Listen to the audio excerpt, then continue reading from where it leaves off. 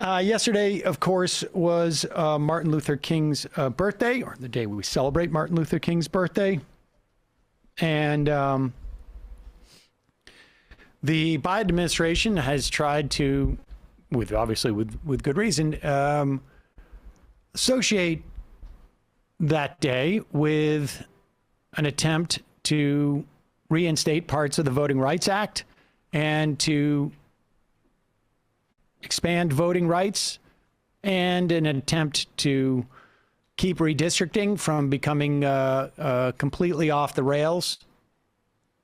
That vote, I guess, is going to take place today, or is going to start. I have read about 14 different iterations of what the Democrats are supposedly could or can or will do to try and circumvent the filibuster. The bottom line is Kyrsten Sinema and Joe Manchin refused to vote for a carve out for the filibuster. I just want to remind you that the last time we had a carve out to the filibuster took place, and now I'm older than many of you, so I remember this, took place in December of 2020. Yeah, but Sinema must have not been in favor of that, right?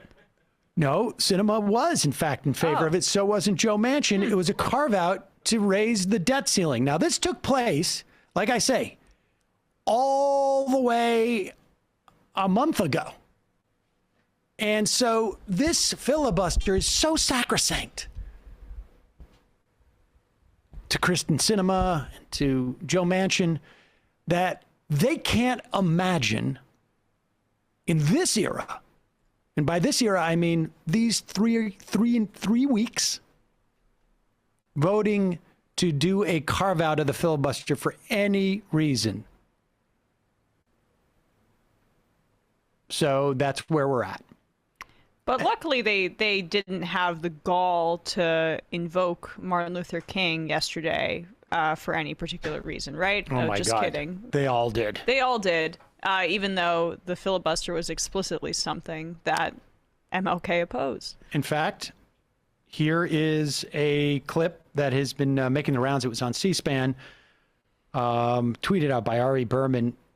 Reverend Dr. Martin Luther King Jr., 1963, speaking to reporters at a press conference about that very topic. If the president's program were incorporated, or such portions of it that would lend themselves to this, how would you feel about submitting this to a vote of the people of the United States who have never really had an opportunity to express themselves in this area? Well, this would certainly be all right with me, because I think the vast majority of people in the United States would vote favorably for such a bill. I think the tragedy is that we have a Congress with a Senate that has a minority of misguided senators who will use the filibuster to keep the majority of people from even voting. They won't let the majority of senators vote. And certainly they wouldn't want the majority of people to vote, because they know they do not represent the majority of the American people. In fact, they represent in their own states a very small minority.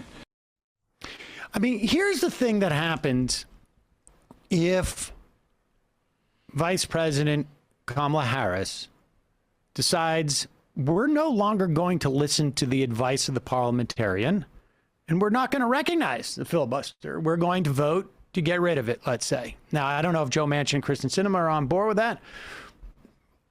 I don't know, frankly, even you even need actually to even have a vote to not listen to the parliamentarian. And just give them the opportunity to vote up or down on this bill. See where it lands with Manchin and Sinema. I'll tell you what happens after that, though. The filibuster, one of the more anti-democratic features of our Senate, aside from the fact that the way it's apportioned, the fact that 40 million people, more people voted for one set of 50 senators than the other set of 50 senators.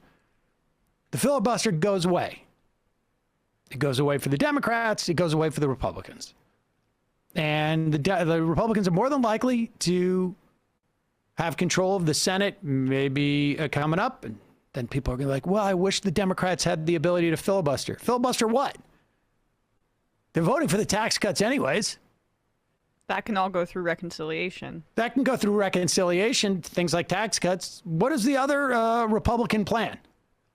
If they want to pass these laws, let the American public understand the differences between these two parties. But that's part of why they favor the filibuster, the many reasons that Democrats like Sinema and Manchin do. It cloaks the true nature of their leadership and of what they're doing in the Senate. It allows for this kind of separation and this mystique that favors the powerful. Yeah, and it provides a cover for Sinema and Manchin, but frankly, the Republicans have a lot more need for a fig leaf. Exactly. And which is why, at the end of the day, I say let's just blow this thing up and blow it in the most egregious way possible, so that the Republicans have the exact same justification for not having a filibuster. And look how long we've been fighting for against this filibuster. I mean, seriously. And it is racist in nature, and that also needs to be articulated as well.